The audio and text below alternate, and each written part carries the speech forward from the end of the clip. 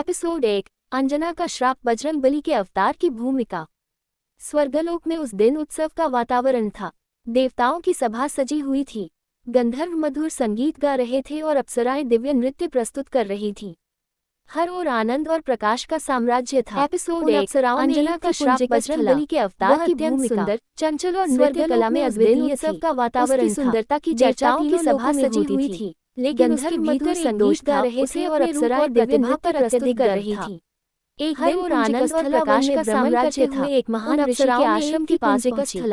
वह ऋषि गहन तपस्या और नृत्य कला में अद्वितीय वातावरण इतना शांत था कि केवल पक्षियों का मधुर कलरव ही सुनाई दे रहा था। लेकिन उसके भीतर एक दोष था, उसे शरारत और प्रतिभा पर अत्यधिक गर्व था। देखती हूँ एक दिन की तपस्या वन में भ्रमण करते हुए एक महान ऋषि के आश्रम की आवाज निकालती। कभी वहाँ डालियां हिलाती और कभी ऋषि के सामने आकर हंसने लगी। इतना शांत था कि केवल पक्षियों का मधुर कलरव ही सुनाई दे रहा था। जब उसकी शरारत बढ़ती गई, को शरारत ऋषि ने अपने नेत्र सोचा। देखती उनके चेहरे पर तपस्या सच जल रही है। उन्होंने कहा, वह कभी पक्षियों की आवाज निकालती, रूप और चंचलता का डालियां हिलाती और कभी ऋषि के सामने आकर हंसने करने का प्रयास किया है। लेकिन ऋषि ने अपनी आंखें श्राप देता हूँ कि तुम वानरी की शरारत बढ़ती गई, तब अंततः ऋषि ने अपने नेत्र खोले। पुंजिका स्थला का चेहरे पर क्रोध की अग्नि जल रही थी। ऋषि के चरणों में गिर पड़ी। हे अप्सरा महर्षि, तुम्हें अपने रूप और चंचलता का बहुत अभिमान है, मुझे क्षमा करें। तुमने मेरी तपस्या भंग करने का प्रयास किया है। उन्होंने कहा, मैं तुम्हें श्राप देता हूँ कि तुम वानरी के रूप में, लेकिन तुम्हारे जीवन में एक ऐसा पुत्र जन्म लेगा जो संसार का सबसे महान चूर हो गया, सबसे बलशाली और धर्म के रक्षक के रूप में पूजित होगा। हे महर्षि, उसी पुत्र के कारण तुम्हारा नाम अमर हो जाएगा। क्षमा करें। पुंजिका स्थला ने ऋषि को प्रणाम किया।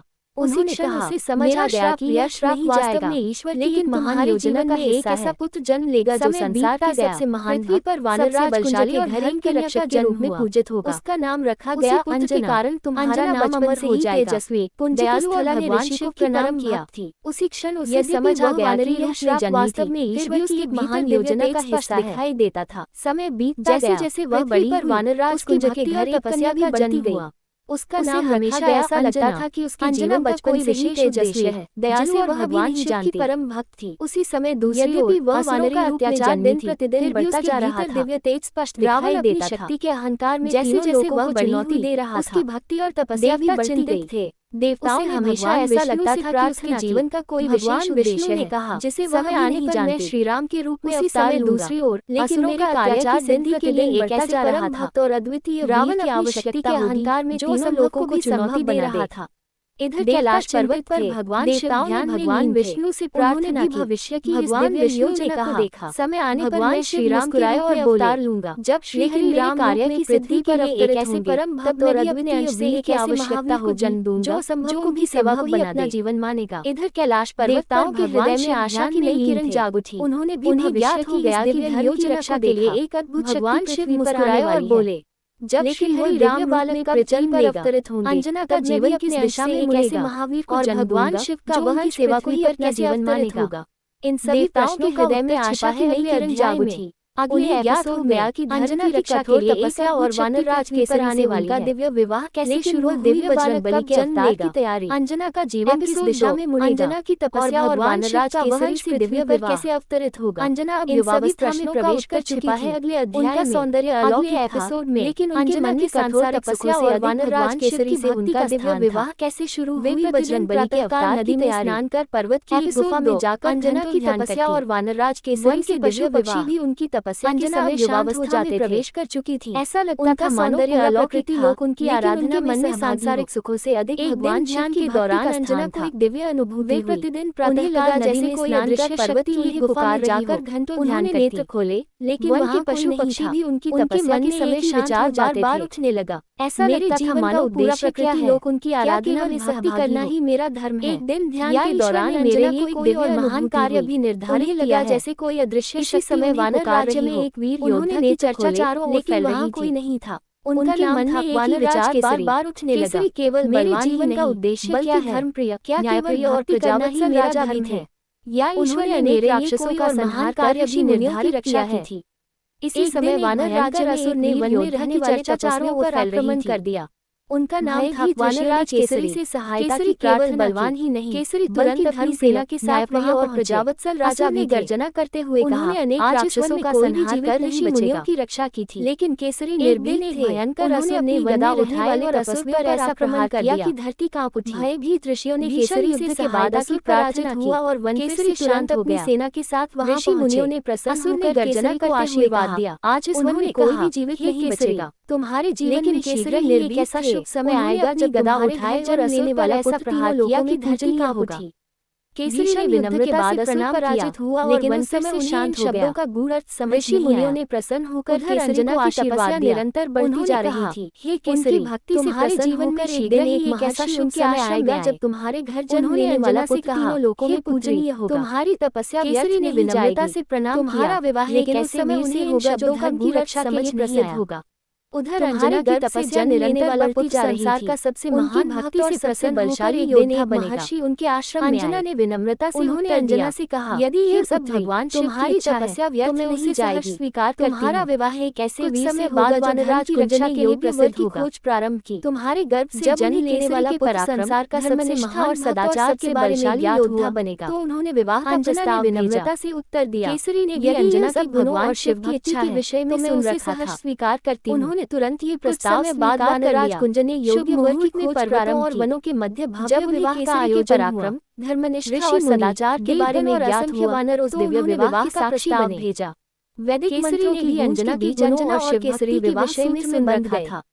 विवाह के बाद दोनों ने मिलकर भगवान शिव की आराधना की और प्रार्थना पर्वतों और वनों के मध्य महादेव विवाह का आयोजन हो तो हमें ऐसा पुत्र प्रदान करे जो धर्म की रक्षा करे, उस दिव्य विवाह का साक्षी का भक्त रहे तथा संसार का कल्याण करे। के बीच अंजना और कैलाश पर्वत पर बैठे में भगवान शिव ने उनकी प्रार्थना के बाद दोनों ने महादेव ने भगवान शिव की आराधना माता पार्वती की ओर देखा और कहा, हे महादेव, समय निकट आ रहा है तो हमें ऐसा पुत्र प्रदान करे जो धर्म की रक्षा करे, सदैव आपका और वही भविष्य में श्री राम संसार का कल्याण सेवक और भक्त बने। कैलाश पर्वत पर देवलोक में भी हलचल तेज हो गई थी। सुनी भगवान महादेव ने मन मुस्कान के साथ माता तैयारी प्रारंभ हो चुकी थी।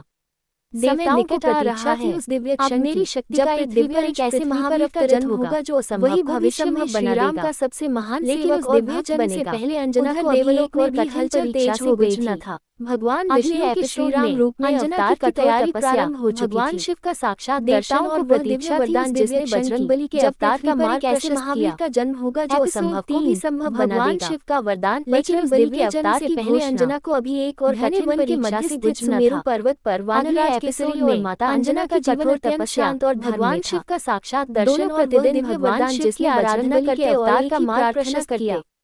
हे महादेव, हमें ऐसा पुत्र प्रदान करें जो धर्म की रक्षा करे, देवताओं का सहायक बने और आपका परम भक्त स्थित सुमेरु पर्वत पर वानरराज केसरी और माता अंजना का जीवन अत्यंत शांत और धर्म में था। एक दिन अंजना ने निश्चय किया कि भगवान शिव की आराधना करते और बल्कि कठोर तपस्या करेगी। हे महादेव, हमें ऐसा पुत्र प्रदान करें जो धर्म की रक्षा करे, देवताओं का सहायक बने और आपका परम भक्त हो। केसरी ने उनकी इच्छा का सम्मान किया और दान का सुख प्राप्त नहीं हुआ। आपका संकल्प पवित्र है। एक दिन अंजना ने निश्चय किया कि अब केवल प्रार्थना ही नहीं, आप निश्चित कठोर तपस्या कीजिए। महादेव अवश्य प्रसन्न होंगे। अगले ही दिन अंजना भगवान शिव मुझे निर्जन गुफा में चली गई। मैं अपना तप नहीं उन्होंने भोजन और सुख सुविधाओं का इच्छा का सम्मान किया और बोले, देवी आप जल संकल्प करती और दिन रात ओम नमः शिवाय का भार जाप करती।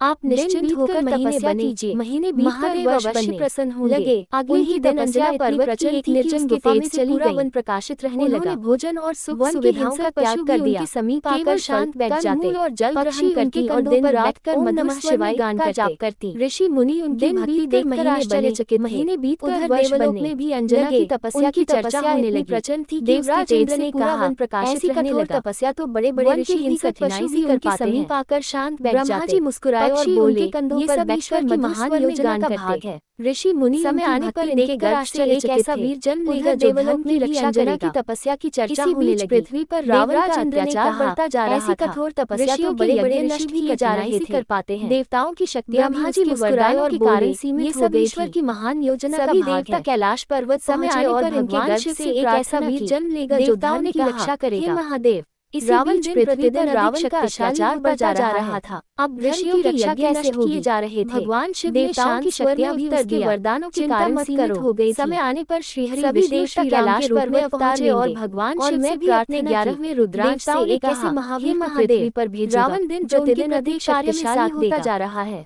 देवताओं की रक्षा कैसे होगी। लौट आई। भगवान शिव ने शांत शिव ने ध्यान लगाया और उनकी दिव्य दृष्टि अंजना की तपस्या पर श्रीहरि विष्णु श्री राम के रूप में अवतार प्रसन्न हुए और अचानक गुफा 11वें रुद्रांश से एक ऐसे महावीर को पृथ्वी पर ध्वनि गूंजने लगी। उनके प्रत्येक आकाश से पुष्पों की वर्षा होने लगी। देवताओं की अंजना ने प्रसन्नता लौट आई।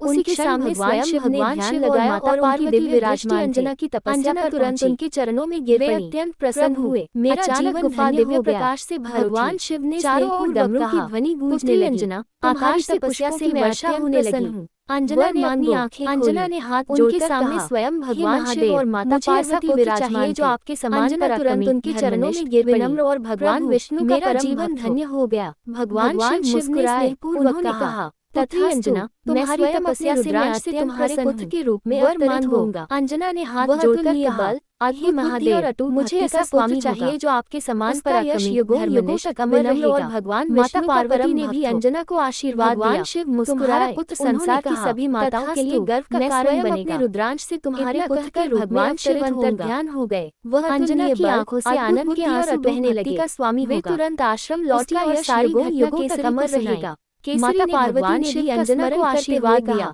आज हमारा संसार की सभी माताओं के लिए गर्व का कारण बनने की प्रतीक्षा है। जब महादेव भगवान हमारे घर जन्म हो गए अंजना की आंखों से आनंद के आंसू बहने लगे थी। वे महादेव ने वरदान तो दे दिया था पर उनका दिव्य अंश अंजना की केसरी ने भगवान शिव का स्मरण करते हुए समय अयोध्या में महाराज दशरथ पुत्र प्राप्ति के लिए पुत्रकामेष्टि यज्ञ की तैयारी कर रहे थे। जब महादेव किसी को हमारे घर याद नहीं था कि उसी यज्ञ का अभी भी भगवान बजरंगबली के अवतार का कारण बनेगा। महादेव ने वरदान तो दे दिया था पर महाराज दशरथ अंजना की कामेष्टि कैसे पहुंचेगा। अग्निदेव का दिव्य प्रसाद अयोध्या में महाराज दशरथ तक पहुंचा। वह पुत्रकामेष्टि यज्ञ बजरंगबली के जन्म का मार्ग प्रशस्त किया। किसी को भी यह ज्ञात नहीं था कि उसी यज्ञ का दिव्य यज्ञ और बजरंगबली के अवतार का कारण बनेगा। पिछले एपिसोड में भगवान शिव ने माता अंजना को वरदान दिया था कि स्वयं अपने रुद्रांश का दिव्य प्रसाद और पवन देव द्वारा अंजना तक पहुंचा। वह दिव्य लीला के अगले चरण बजरंगबली के जन्म का मार्ग प्रशस्त। महाराज दशरथ के मन में एक ही चिंता थी उनकी आयु बढ़ रही थी और पवन देव का दिव्य वरदान संतान प्राप्त नहीं एपिसोड में भगवान शिव ने माता अंजना को वरदान दिया था कि वे स्वयं अपने रुद्रांश से उन राजगुरु महर्षि वशिष्ठ ने कहा राजन अब समय आ गया है कि आप पुत्रकामेष्टि उधर अयोध्या नगरी में महाराज दशरथ के मन में एक ही चिंता थी उनकी आयु बढ़ रही। महाराज दशरथ ने तुरंत इस प्रस्ताव को स्वीकार कर लिया। महर्षि उत्तराधिकारी के राजनाचार्य बनाया गया था। अयोध्या में विशाल यज्ञ की तैयारियां प्रारंभ हो गईं। अब समय आ गया है कि आप पुत्रकामेष्टि विद्वान और राजा इस महान यज्ञ से आपको दिव्य के लिए आने प्राप्ति होगी। महाराज दशरथ ने तुरंत इस प्रस्ताव से स्वीकार कर लिया। निर्धारित मुहूर्त को यज्ञ का प्रधान आचार्य बनाया गया। अयोध्या में ज्वालाएं आकाश की तैयारियां प्रारंभ हो गईं। देवताओं का आह्वान किया जा रहा था। विद्वान और राजा इस महान वाले इस महायज्ञ के लिए आने लगे। में एक अद्भुत चमत्कार नगर को फूलों दीपों और ध्वजों से सजाया गया। निर्धारित शुभ उनके हाथ में वैदिक मंत्रों के बीच यज्ञ प्रारंभ जिसमें अमृत के समान ज्वालाएं आकाश को स्पर्श कर रही थी। अग्निदेव ने महाराज दशरथ किया जा रहा था हे राजन दिनों तक चलने वाले इस महायज्ञ के अंतिम क्षणों में एक अद्भुत चमत्कार हुआ। इससे आपको दिव्य यज्ञ की प्राप्ति तेजस्वी अग्निदेव प्रकट कहकर अग्निदेव अदृश्य हो गए। स्वर्ण का एक महाराज दशरथ ने जिसमें अमृत के समान प्रसाद ग्रहण किया थी। उन्होंने उसका आधा भाग महाराज कौशल्या को दिया। हे राजा एक भाग महारानी का प्रसाद है शेष प्रसाद रानियों को खिलाए बांटकर महारानी को दिव्य को अर्पित प्राप्ति होगी। उसी समय कैलाश में देव अदृश्य भगवान शिव ने पवन देव का स्मरण किया। अत्यंत श्रद्धा से वो प्रसाद उनके सामने उपस्थित हुए और आधा भाग महारानी कौशल्या को दिया। आपकी क्या आज्ञा है। भाग महारानी शिव ने कहा समय आ गया है। दो भागों मेरा रुद्रांश महारानी सुमित्रा को अर्पित होना चाहिए। उसी समय कैलाश कार्य में तुम माध्यम बनोगे। पवन देव ने विनम्रता से उत्तर दिया। तुरंत जैसे सामने उपस्थित हुए और हाथ जोड़ कर समय एक अद्भुत लीला हुई। आपकी क्या आज्ञा है कि दिव्य प्रसाद का एक अंश ईश्वरीय इच्छा से पवन देव के माध्यम से माता अंजना के गर्भ में स्थापित होना चाहिए। साधारण घटना नहीं कार्य में बल्कि भगवान बनोगे। श्रीहरि और देवताओं ने विनम्रता से उत्तर दिया योजना का जैसी आपकी आज्ञा महादेव। उसी समय पुराणों और लोक परंपराओं में जाता है कि दिव्य प्रसाद का एक अंश ईश्वरीय इच्छा से पवन देव से माता अंजना तक पहुंचाते हैं। तो कहीं यह केवल साधारण घटना नहीं थी, माता अंजना के भगवान शिव का माध्यम बनते हैं। देवताओं की पूर्व नियोजित माता अंजना पर्वत पर भगवान शिव का ध्यान कर रही थी। विभिन्न पुराणों और लोक परंपरा में इसका अनुभव का वर्णन अलग-अलग सुगंधित वायु का एक तेज झोंका उनके चारों ओर दिव्य प्रसाद पहुंचाते हैं। सामने स्वयं पवनदेव भगवान शिव के तेज को माता अंजना तक पहुंचाने का माध्यम बनते हैं। भगवान शिव के वरदान और माता अंजना पर्वत से अब भगवान शिव का ध्यान कर रही का आगमन होगा। अचानक यह बालक केवल आकाश का अनुभव हुआ, बल्कि धर्म की रक्षा के लिए जन्म लेने वाला महावीर चारों ओर घूमने लगा। इतना कहते ही सामने प्रकाश अंजना के हृदय में समा गया। उन्होंने उनकी आंखों से आनंद के आंसू बहने लगे। भगवान शिव के वरदान और देवताओं से अब आपकी गर्भ में एक दिव्य आत्मा का आगमन लगी। ऋषि मुनियों ने अनुभव किया कि पृथ्वी पर एक महान शक्ति की रक्षा के लिए जन्म लेने वाला महावीर होगा। जब अंजना आश्रम लौटी ही दिव्य प्रकाश अंजना के हृदय में समा गया दे रहा था। उनकी आंखों से आनंद के आंसू बहने लगे। उसी क्षण आकाश में देवताओं ने पुष्प वर्षा लौकिक प्रकाश कैसा है बजने लगी। अंजना ने ऋषि मुनियों ने अनुभव किया कि पृथ्वी ने हाथ जोड़कर महान शक्ति के आगमन का समय निकट है। सभी देवताओं को प्रणाम किया। जब अंजना आश्रम लौटी उन्होंने कहा उनके मुख से हमारा प्रत्येक श्वास दे रहा था पुत्र की प्रतीक्षा करेगा जो संसार के कल्याण के लिए जन्म लेने वाला है। चेहरे पर यह लौकिक प्रकाश कैसा है। संपूर्ण सृष्टि पूरी घटना की प्रतीक्षा कर रही थी। केसरी ने हाथ जोड़कर भगवान शिव, पवनदेव और सभी देवताओं को प्रणाम प्रसन्न थे और कैलाश पर विराजमान से हमारा प्रत्येक श्वास उस दिव्य पुत्र की प्रतीक्षा करेगा पृथ्वी पर संसार के कल्याण के लिए जन्म लेने वाला है। अगले एपिसोड में समय बीतने लगा कि पावन सुबह माता अंजना के गर्भ से महावीर हनुमान का दिव्य देवता देवताओं का आगमन ऋषि तीनों लोकों में गूंज उठा आनंद प्रसन्न थे और कैलाश पर विराजमान भगवान शिव हनुमान का दिव्य जन्म, क्योंकि अब उनका रुद्राक्ष पृथ्वी पर अवतरित होने वाला था। आभा से चमक रही थी। अगले एपिसोड में वन में रहने वाले पशु पावन साधारण माता अंजना के गर्भ से महावीर हनुमान का दिव्य जन्म, देवताओं का आगमन और तीनों लोकों में गूंज उठा आनंद का उत्सव। ऐसा प्रतीत हो रहा था महावीर हनुमान का दिव्य जन्म घटना की प्रतीक्षा कर रही की चोटियां उस दिन माता अंजना की चमक धारण को कई महीने बीत चुके थे। वन में रहने वाले पशु पक्षी साधारण रूप से प्रसन्न दिखा रहे थे। जहाँ भी वे जाती वहाँ का वातावरण शांत और पवित्र हो जाता थी। एक दिन महर्षि हो रहा था आश्रम पूरी प्रकृति किसी महान अंजना और केसरी को आशीर्वाद देते हुए कहा, माता अंजना के गर्भधारण को कई महीने बीत चुके थे। तुम्हारे घर जन्म लेने वाला बालक केवल जा रहा था। गौरव नहीं बनेगा बल्कि तीनों लोगों में वातावरण शांत और पवित्र हो जाता। वानर राज केसरी ने विनम्रता से आश्रम पहुंचे। गुरुदेव उन्होंने अंजना और केसरी को आशीर्वाद देते हुए महर्षि मुस्कुराए और बोले, अब वह भगवान शिव का रुद्रांश होगा। तुम्हारे घर जन्म लेने वाला बालक केवल पराक्रम और गौरव नहीं बनेगा बल्कि तीनों लोगों में उसकी महिमा का गुणगान होगा। वही सबसे बड़ा सहायक बनेगा। वानर राज केसरी ने विनम्रता से अंजना और केसरी गुरुदेव का हृदय आनंद से भरना महान होगा। योजक महर्षि मुस्कुराए और बोले, वह भगवान शिव का रुद्रांश होगा। उसके समान बल, पूर्णिमा, पराक्रम और भक्ति किसी में नहीं। सूर्योदय के समय आकाश जब निर्मल संकट में होगा, अचानक चारों दिशाओं में दिव्य प्रकाश फैलने लगा। ये सुनकर अंजना और पुष्पों की वर्षा होने लगी। हृदय आनंद से भर उठा। मधुर संगीत गाने लगे। अप्सराएं आनंद पूर्वक कुछ ही दिनों बाद वह पावन ऋषि मुनि अपने अपने आश्रमों में ध्यानमग्न होकर उस दिव्य क्षण का अनुभव कर रहे थे। सूर्योदय के समय आकाश निर्मल था। उसी समय माता अंजना चारों दिशाओं में बालक को जन्म फैलने लगा। जैसे ही बालक ने पहली बार अपनी आंखें खोली, गंधर्व मधुर प्रकाश से गाने लगे। अप्सराएं शरीर का रंग स्वर्ण के समान चमक रहा था। ऋषि मुनि अपने आंखों में अद्भुत तेज होकर उस दिव्य क्षण का अनुभव कर रहे थे। उसे देखते ही माता अंजना ने एक तेजस्वी बालक को जन्म दिया। जैसे ही बालक ने पहली बार लगा लिया खोली, वानर राज केसरी ने जैसे ही उस बालक को देखा, उसके शरीर का रंग स्वर्ण के समान चमक रहा था। जोड़कर भगवान की आंखों में अद्भुत तेज था। प्रभु उसके मुख पर हमारी तपस्या सफल कर दी। उसे देखते ही माता अंजना की आंखों से खुशी के आंसू बहने लगे। उसी क्षण देवलोक उन्होंने अपने पुत्र को हृदय से लगा लिया। देवराज इंद्र ने वानर राज केसरी ने जैसे ही उस बालक को देखा, कैसा वीर जन्मा है जो भविष्य में देवताओं की रक्षा करेगा। भगवान शिव को प्रणाम किया, मुस्कुराकर कहा, आपने हमारी तपस्या सफल कर दी बल्कि ज्ञान और विनम्रता का योजक बनेगा। उसी क्षण भगवान विष्णु ने उस दिव्य बालक की ओर देखकर देवराज इंद्र ने कहा, समय आने पर यही है मेरा सबसे प्रिय आज एक ऐसा वीर जन्मा है जो भविष्य में देवताओं की रक्षा करेगा। भगवान शिव और माता पार्वती मुस्कुराकर कहा, यह माता पार्वती बलवान ही नहीं स्वामी बल्कि ज्ञान और विनम्रता का रुद्रांश बनेगा पर आ चुका है। भगवान शिव ने बालक की ओर देखकर कहा, देवी समय आने पर श्री राम मेरा कार्य को पूर्ण करेगा और सबसे बड़ा सेवक बनेगा। भक्ति का सर्वोच्च कैलाश पर्वत पर भगवान शिव और माता पार्वती भी प्रसन्न थे।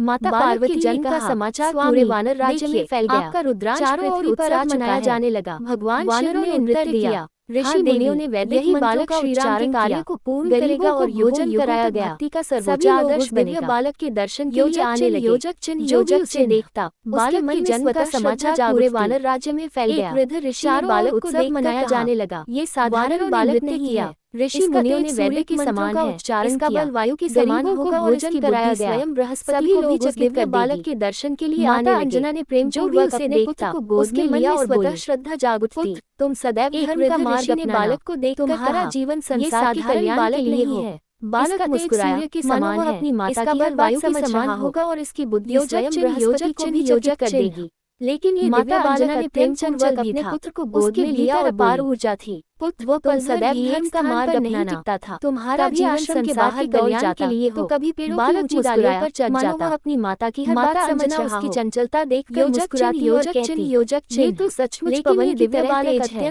किसी को भी यह अनुमान नहीं था कि कुछ ही दिनों बाद यही बालक उगते हुए सूर्य पर एक लाल फल समझकर निकलने के लिए आकाश में उड़ जाएगा। तो कभी पेड़ों की ऊंची डालियों पर संसार भर में अद्भुत और अलौकिक बना देगी। उसकी चंचलता देखकर मुस्कुराती और कहती, से व्याकुल बाल हनुमान ने पवन की तरह तेज लाल फल समझ लिया। किसी को भी यह अनुमान नहीं था जब वे हजारों बाद यही बाल आकाश में उड़ गए। को एक लाल फल समझकर देवराज के लिए आकाश पर वज्र चलाना पड़ा। वही घटना उसे संसार भर में अद्भुत और अलौकिक बना देगी।